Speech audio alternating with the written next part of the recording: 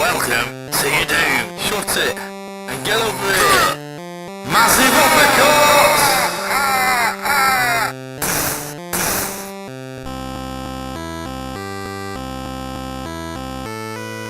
Hello and welcome to another edition of the JabJab Show. Today I'm reviewing the movie Passengers. Yes, I know it's quite a late review for this film. When it came out I was unable to watch it straight away, and during the Christmas and New Year period I was unable to get to the cinema to watch films. Always a tricky time of year for me, and so forth. But anyway, here it is. So it's directed by Morten Tyldum, I think that's how you pronounce it. It's directed such films as Headhunters, which I've not seen, and also The Imitation Game, which I have seen, and I find it really good. This film stars Jennifer Lawrence, Pratt, Michael Sheen and Lawrence Fishburne. So the story is set in the future. There's a massive spaceship holding 5,000 people, all en route to a 120-year voyage towards a colony planet. It's all going well and what have you, until there's a malfunction, and one of the this causes one of the hibernation chambers to open. Inside the chamber, the person is Jim Preston, played by Chris Pratt, who's a mechanical engineer. He wakes up, basically 90 years before their destination arrival. I'd seen the trailer for this film a few times before watching it, and I was very intrigued, to be honest. I felt it had a little aspect of, say, the Alien films. I thought possibly the title of the film, Passengers, had an extra meaning to it, as in, were the Chris Pratt and Jennifer Lawrence characters, were they carrying a virus within their bodies, as in the virus was a passenger of them, kind of thing. And also the and also the location of where the ship was going or whatever. All very interesting, what have you. Also, I only knew the events from what's in the trailer, so I stayed away from spoilers, other people's reviews and synopsis details and things like that. So when it came to watching it, and I found out Jim Preston was the only one initially who woke up and whatever, I found it interesting. Chris Pratt, I like a lot as an actor. He's really good, a lot of charisma and so forth. He's a lot of fun following him around, as he's trying to piece together what's happened, when he's trying to get answers from the kind of IT help desk, customer service style AI. It's really good fun. These hologram pods also remind me of say NPCs or non-playable characters, from video games, especially the older video games, where you come across them, you ask them a question, and they don't understand what you mean, so you have to keep rephrasing the same question until they do understand, because the AI with the algorithm within the video game can only understand certain words. I mean, it's not so much a problem now, but back in the day, it kind of was. You go walk over there, do not understand. Go over there, don't understand. Walk west. No, I don't know that one. You have to keep going and going. So when he's going through this, it's all quite fun. He's going around as he's going around the ship, doing all this. There's a lot of exposition being spouted out at him. Including say, welcome, aboard this ship, and there's this many characters, there's this many people on board, and we're on the way to this place, and the benefits of the company, and it's giving all this information out. What the colony is going to look like. It does kind of remind me a little bit like Total Recall as well, about the trips to Mars and so forth. The problem we really have with this is just a lot of exposition and information thrown at him, as he's going around pressing all these things.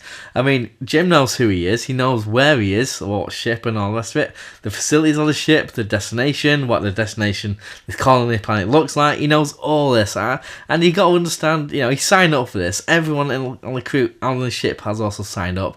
They all know this, so it seems when you think about it, it seems a bit silly and redundant to have all these slideshows and all the rest of it to explain everything that they already know. It's a bit weird. It's kind of like if you say get on the bus to Brunei, and the bus driver, when you get on, he explains the history of the bus. He explains how long it'll take to get there, how much it'll take, the history of Bennington, and the benefits of going there, and all that. Despite all this information, all Jim needs to know is why he woke up so early. In the thing. That's all he needs to know. A short while later in the story, he befriends an android called Arthur, who's played by Michael Sheen. I'm not spoiling anything for you. It's in the trailer, so yeah. And he's a barman, and it's evident he's got more programming, more vocabulary and intellect and AI, everything like that. He's got more of everything than all the other AI on the ship, or at least what we see in the film. And some of that comes into play later on in the story. Like I say, it's a barman, and some of these bar scenes do remind me in some ways, for some reason, about the bar scenes in The Shining. So at this time, the film also introduces another character, Aurora, played by Jennifer Lawrence. All I'll say really, it's difficult not to spoil too much. The introduction of her character and how Jim encounters this is a little creepy in my book, to be honest. It's like, all I'll say really is he feels he gets to know her without properly knowing her or something.